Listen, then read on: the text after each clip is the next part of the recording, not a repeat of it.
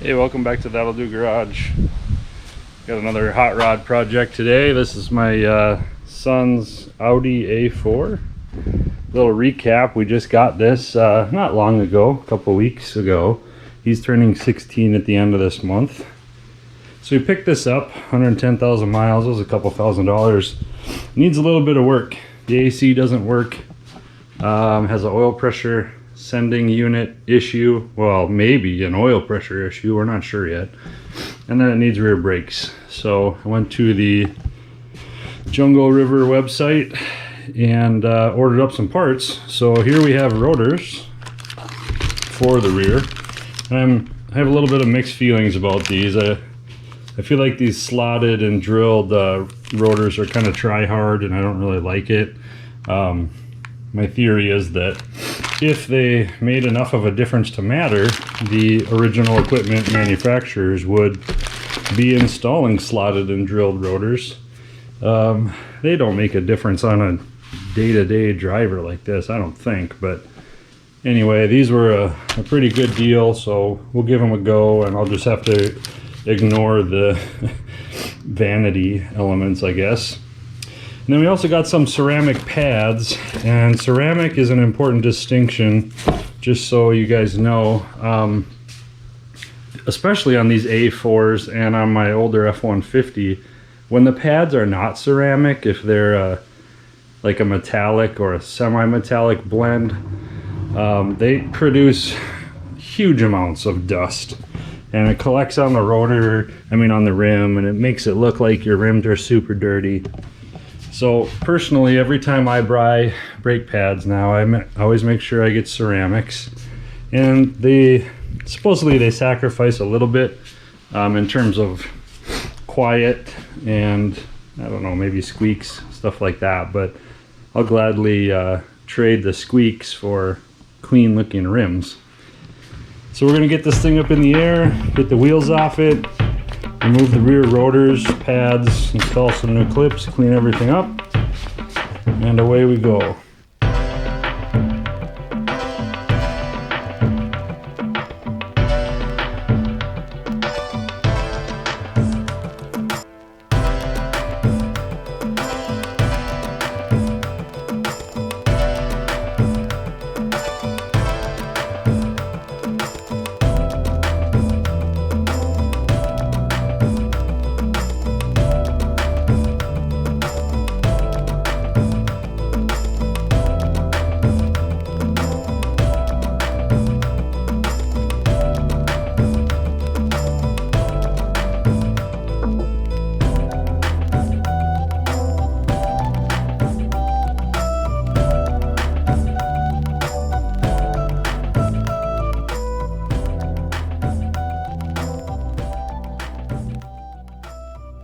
Alright, so here's what we got going on. This car sat for a little while.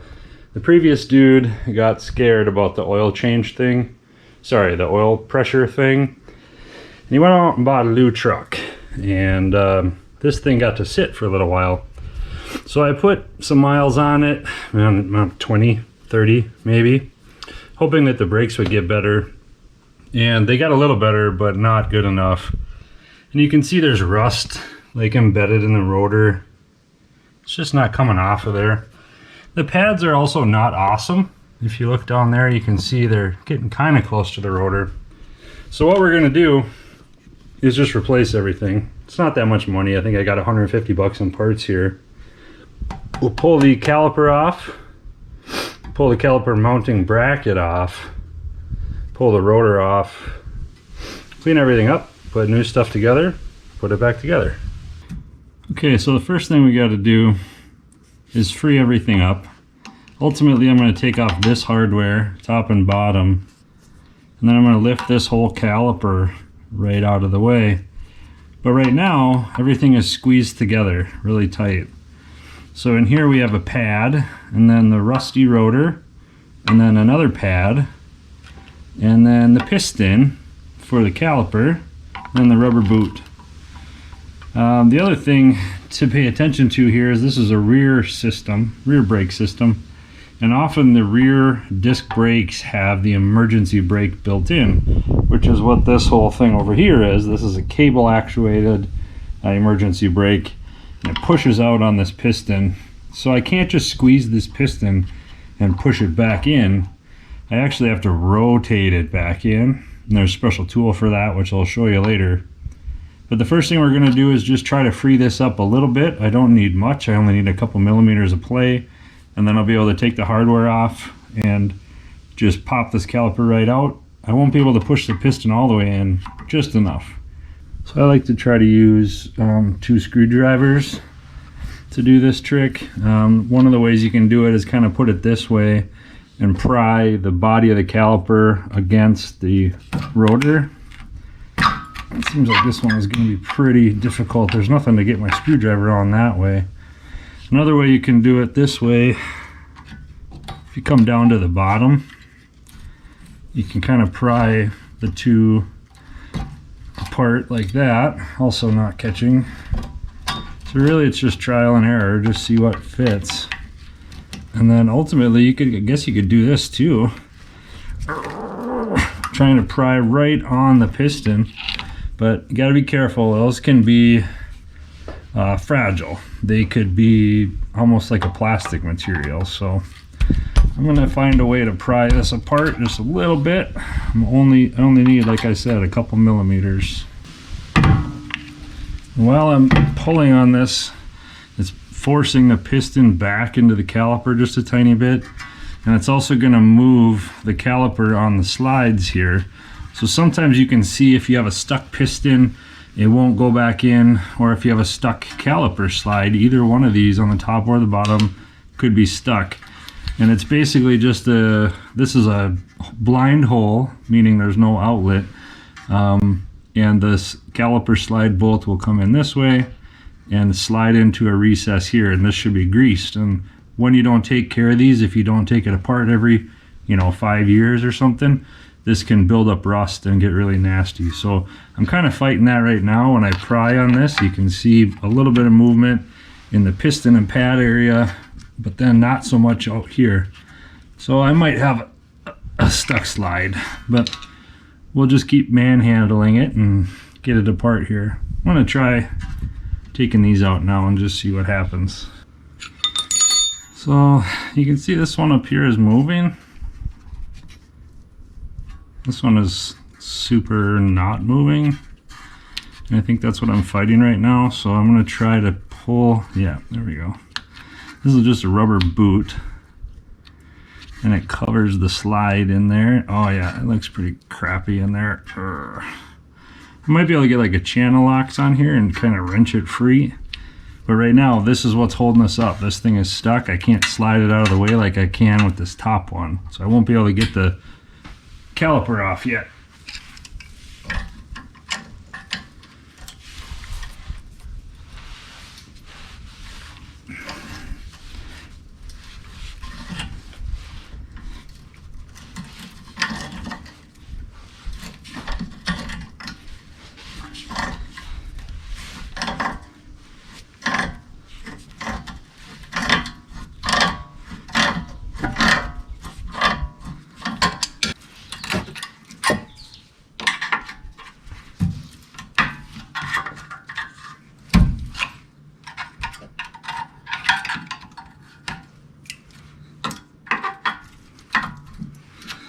So as you can see, I'm prying around on all the corners trying to get this thing loose. And I think this bolt is still engaged in this thing just a little bit. So to be able to get that out, I'm gonna have to disconnect this bugger. This is the emergency brake mechanism. This is the cable that you pull, the spring that pulls it back. It feels like there's one bolt right there. I wonder, could I be that lucky? Just one bolt will take it off. Let's see if I can get on there. Okay, what else could I do? Well, it's not actually hitting the bracket, it's only hitting the cable body. So perhaps I can pull this clip off and remove the cable from the bracket. And that would be also partly awesome if I can figure that out. How does this clip work?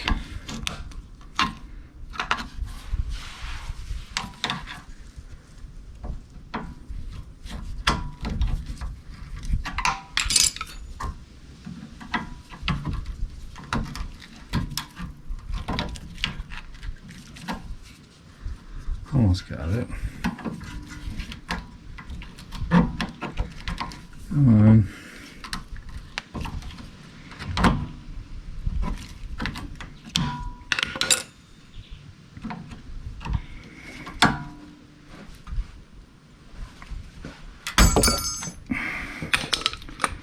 A little ting of success.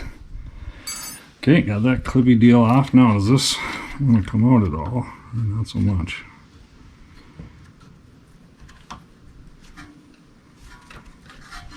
Might need to free it up this way.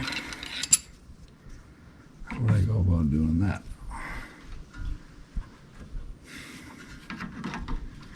Is everything so complicated all the time?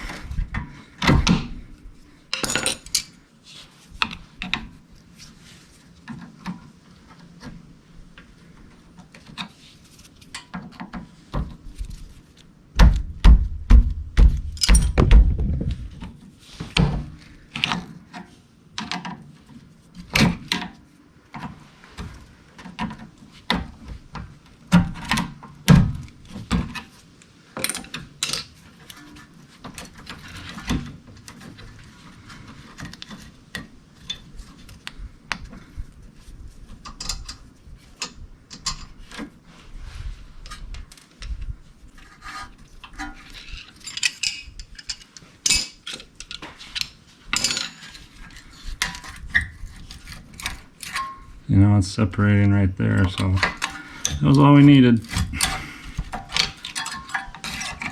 And you might notice I'm prying on these clips, and sometimes I'm bending them and whatever. This is all going to get replaced. This should all go in the garbage and new stuff installed with every brake job here. There we go. Also, this thing just fell off. This is a shim. They call this a shim. It goes between the pad and the piston and the caliper. So that is our caliper assembly with our emergency brake assembly. I need to remember to put this nut back on here. I'll do that later. I don't know why it wouldn't come off, but whatever. Brake line looks okay. This is a piston for our caliper. A little bit of rust on the face, but not too bad. So I have a little tool that indexes with these slots, and then you run an extension and a ratchet right here, and you just turn that booger back in. And you really don't want to let these hang from the brake line. I bought some fancy little clippies that will hang on something else. You don't want to damage that line, but I'll put it up here for now. And if you can see the pad, that doesn't look so good, right? Like, this one has a couple millimeters of pad material.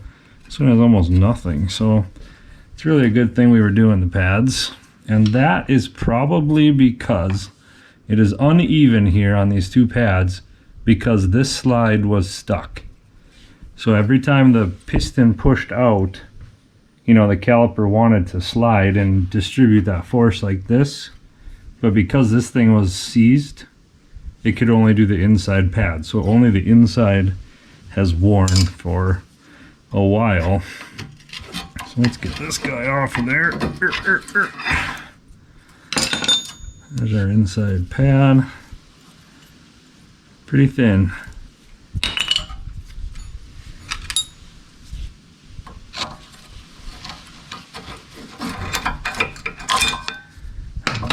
Clippy that I want to throw away. And this side, this one looks better.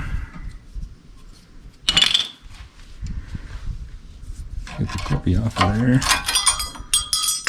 Now this one, you can see I can wiggle the top. Hopefully you can see that. I can wiggle this top one just fine. Now this one I cannot. So we're going to take this off and clean all the rust off and grease everything. And then to get the rotor off, I got to get this thing off, which means there's going to be some hardware in here somewhere to take this bracket off. Don't even know where that is right now. One crisis at a time. This is what it's supposed to look like. Clean, fresh grease. This other one's going to be nasty.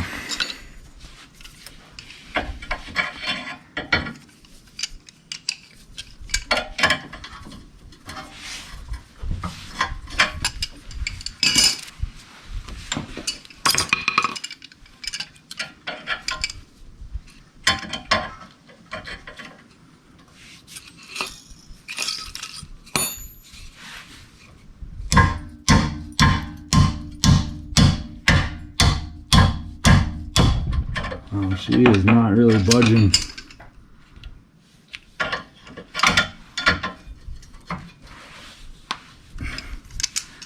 Try it again.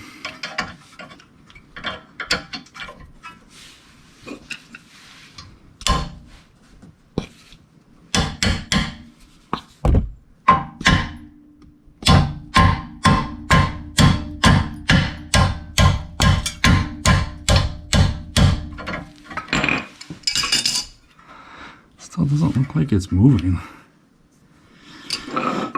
Maybe I can get fancy here. Yeah. Let me try this too.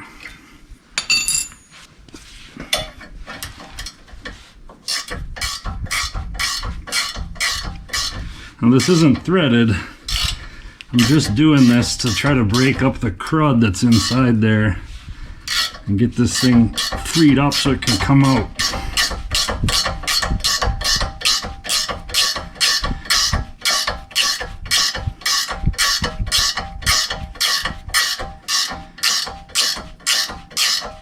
Seems like it's a little bit more free.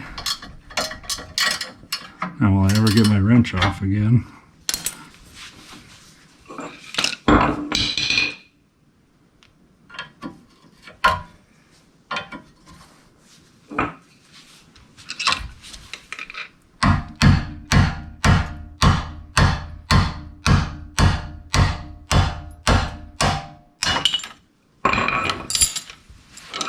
Okay, so that didn't suck. Yeah, this one's all dry, rusty.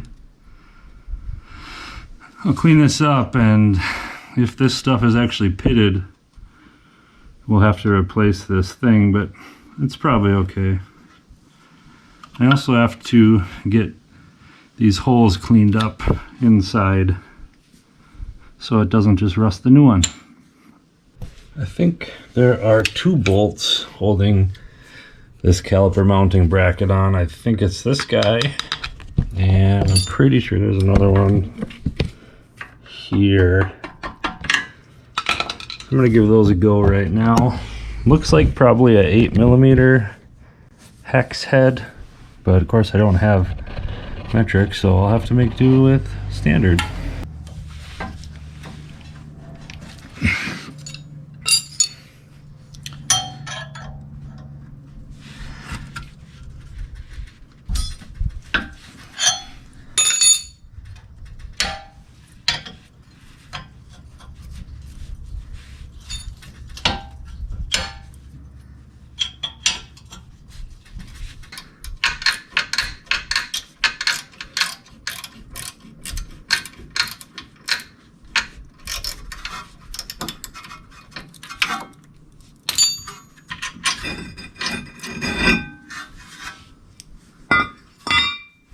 Alright, caliper bracket is off. So we're going to clean up all this rust. Clean up these caliper slides. You can see this one's full of grease. Looking okay. This one's all dry and nasty. So we'll get all that spick and span. Fresh caliper slide grease. Put our new clips on here. Then this thing will be ready to go back together. Right now, I'm going to get the rotor off.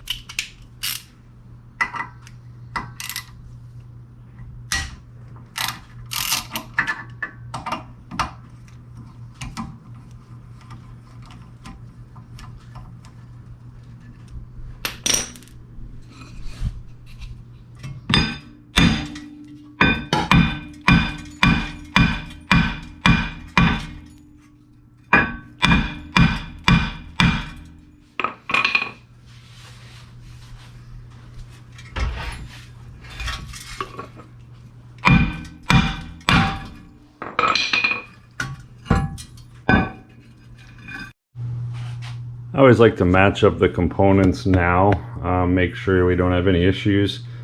Otherwise you're trying to match things up and you're trying to put things together and it doesn't fit and you don't know why and you think you're doing it wrong, and you just told your wife you'll be ready to leave for dinner in a half an hour, but you know, you start to question your skills as a mechanic because you can't put the caliper back on, and what the heck.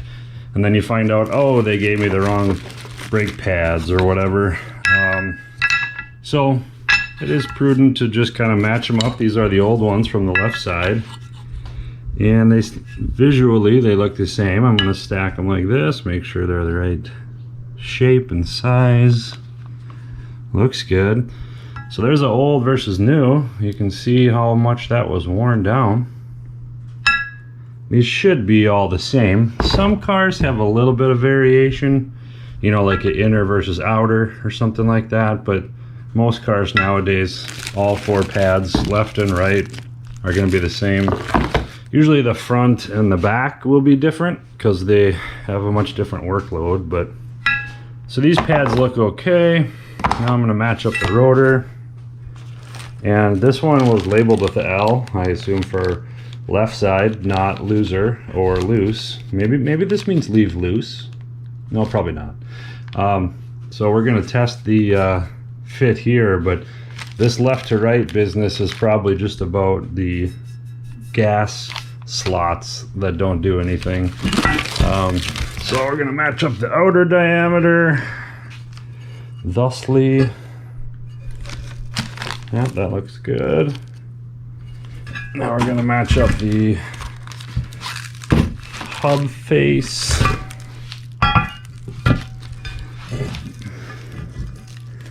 That looks pretty good. Let's check the bolt pattern. That looks good. You know, we could check the overall height, but I'm feeling too lazy to lay it out safely without scratching my son's trunk.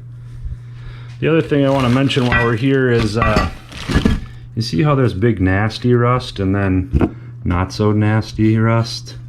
This is where the rotor meets the hub face, right down here. And if there's a lot of rust here, you could actually have a problem where that'll hold it out crooked. So what I'll do is just run a wire brush over this to take down any big chunks. It doesn't have to be perfect, but just get the big stuff off. And then some people will even go so far as to put some of that brake caliper grease, this stuff here, on that face of the hub, and that way it prevents a little bit of the rust buildup. But we'll see.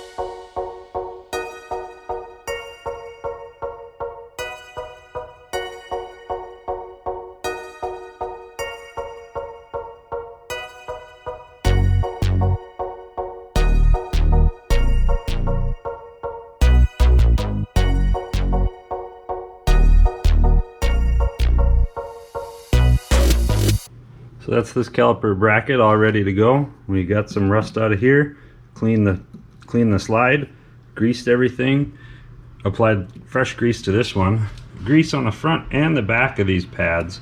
Now I'm going to pay special attention because I'm not wild about this gap. You see the gap behind the pin there? They did match up, so I think they're okay, but it's always possible that I have these on backwards or inside out or upside down or something, and then you go to put the pads in and they won't go in. So just keep that in mind, but otherwise I think we're doing okay.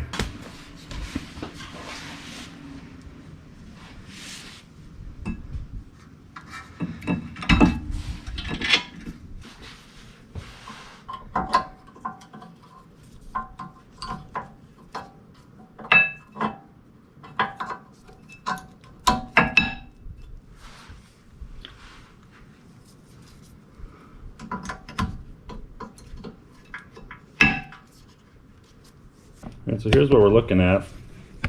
Normally I would just put a big channel locks on here and just squeeze. I like to put a brake pad in here to protect the face of the piston. But you can't do that with these calipers on the rear because they have the built-in e-brake. So this actually has to be rotated back in just like a screw. There's lots of different ways to do that, but this is the type of tool that I use. It has all these different pins and spacings on it that allow you to interact with the slots on the caliper face or the piston face, and then you just thread her back in. So let's give this a go here.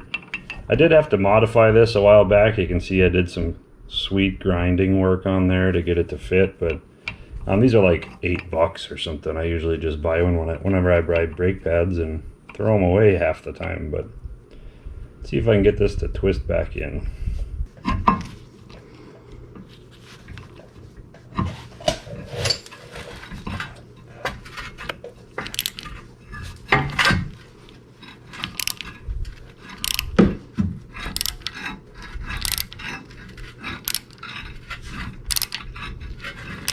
Anyway, I'm going to see if this is big enough to fit over the pads, and if it is, we're in business.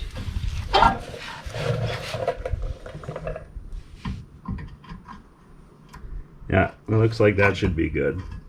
So now I just got to line up my caliper slides and put my bolts in.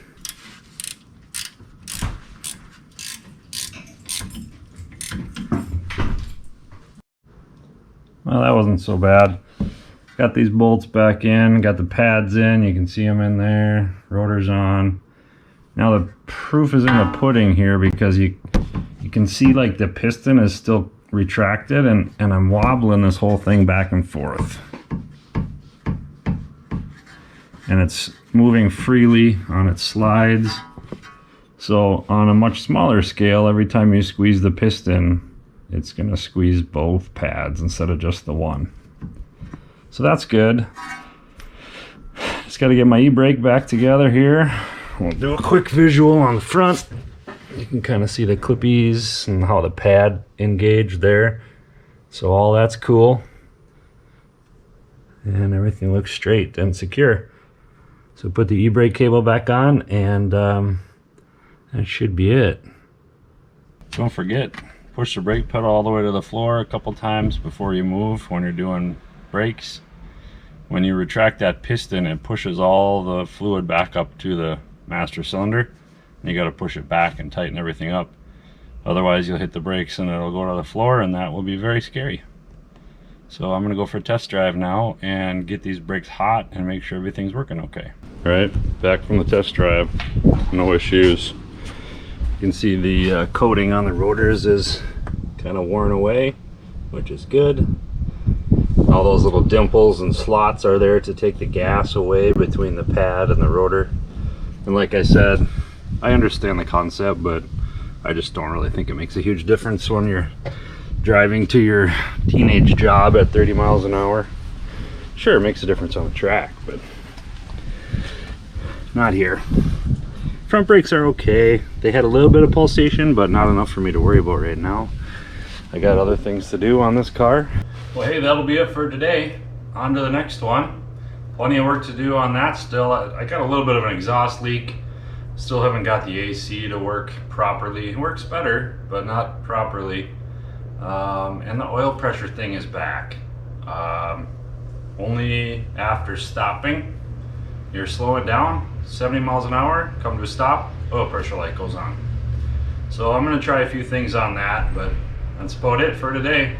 Thanks for watching.